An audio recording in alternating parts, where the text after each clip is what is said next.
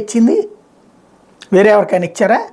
లేకపోతే డాక్టర్ సంజీవ్ కుమార్కి వేరే వాళ్ళకి ఇప్పుడు, లేకపోతే ఏలూరులో ఇచ్చినటువంటిది ఎవరికి? బీసీకి కదా. మరి అదేమనాలా ఇప్పుడు? తర్వాత ఏలూరు ఎంపీ కోటగిరి శ్రీధర్ వచ్చే ఎన్నికల్లో పోటీ చేయని నిర్ణయించుకున్నారు. దీంతో అక్కడ కొత్త సమన్వయకర్త నియమించారు. ఇక్కడ చూడండి మళ్ళీ ఎంత మోసం చేస్తారంటే, ఇవ్వనంటేనే కదా అక్కడ పోటీ చేయని అనేటువంటిది. అక్కడ తీసుకెళ్ళి ఎవరిని ఇచ్చారు? యాదవ్ సామాజిక వర్గానికి ఇచ్చారు.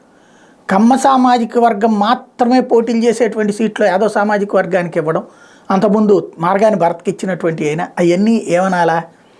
బీసీలకు అత్యధిక ప్రాధాన్యం ఇస్తుంటే దాన్ని ఇంకా తెలుగుదేశంలో అంతకంటే ఎక్కువ రప్పించడం ద్వారా బీసీలకు న్యాయం చేసేటటువంటి ప్రయత్నం కాకుండా దాని మీద విషం చిమ్ముతా అబద్ధాలని అచ్చేస్తూ అబద్ధాలని అచ్చుగా ముద్రించి మోసం చేయడం అన్నటువంటిది వీళ్ళకే చెల్లింది. అదేమంటే అది మా ఇష్టం అనేటువంటి రూట్లో నడుస్తున్నటువంటి పరిస్థితి అయితే ఉంది.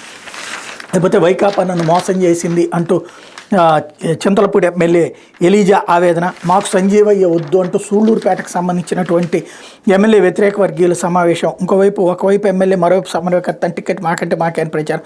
పత్తిపాడు వైకాపాలో ఆసక్తికరంగా పరిణామాలు ఇవన్నీ రాసుకొచ్చారు. తప్పలేదు, ఎందుకంటే అవి వైసీపీలో